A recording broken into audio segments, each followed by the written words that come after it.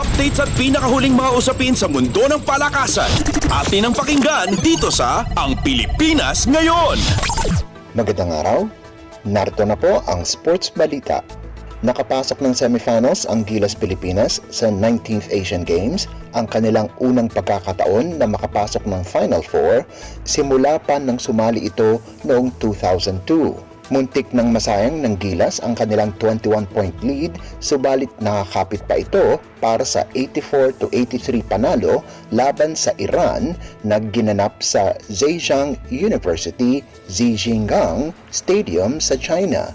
Tumabo si Justin Brownlee ng 36 na puntos, 16 sa unang quarter at 15 puntos sa ikatlo, habang nagbigay din ng 8 rebounds at 4 na assists. Kapwa naging agresibo sina Junmar Fajardo at Scottie Thompson, kung saan nagposte ang San Miguel Star ng 18 markers, 8 boards at 4 na assist, habang ang Ginebra Ace ay nakalikom ng 11 puntos, 6 na rebounds, 2 assist at 1 steal.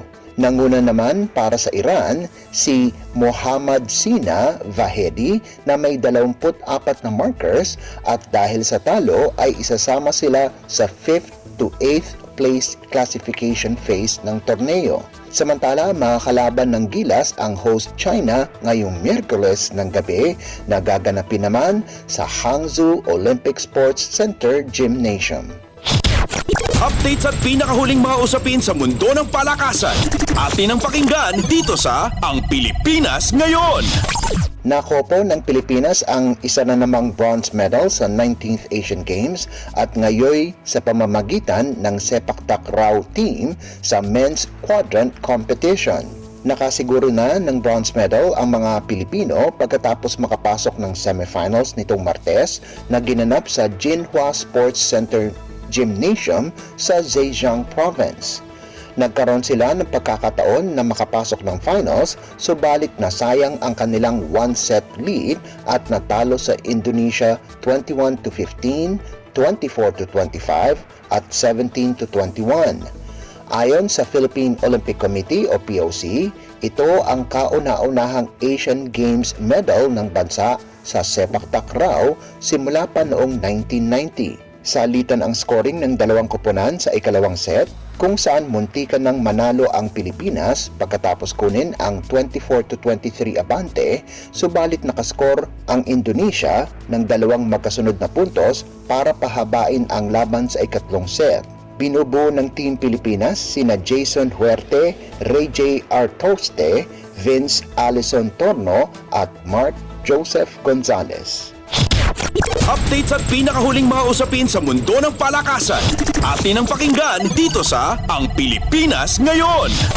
Dinagdag ng Lyceum of the Philippines ang San Sebastian College Recoletos sa kanilang mga natalo para manatiling malinis ang kanilang record sa pagpapatuloy ng NCAA Season 99 Men's Basketball Tournament.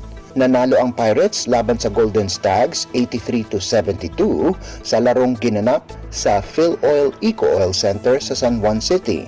Naging mainit ang kamay ni John Barba kung saan siya kumubra ng 20 puntos, 5 rebounds, 2 assists at 1 steal para sa LPU, habang nag-ambag si Sean O'Malley ng 14 puntos at nakagawa naman ng tig 10 puntos sina McLeod Guadana at John Bravo bawat isa.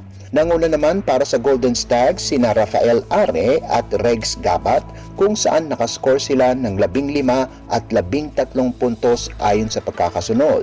Magkakaroon ng pagkakataon ang Pirates na gawing 5 ang kanilang win streak sa Biyernes, kung saan makakaharap nila ang Arellano University, habang bobueltahan naman ng San Sebastian ang College of St. Benilde sa Sabado na parehong gaganapin sa San Juan Arena.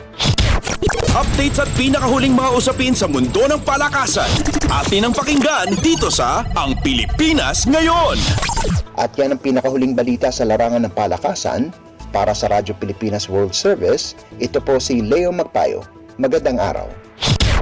Updates at pinakahuling mga usapin sa mundo ng palakasan.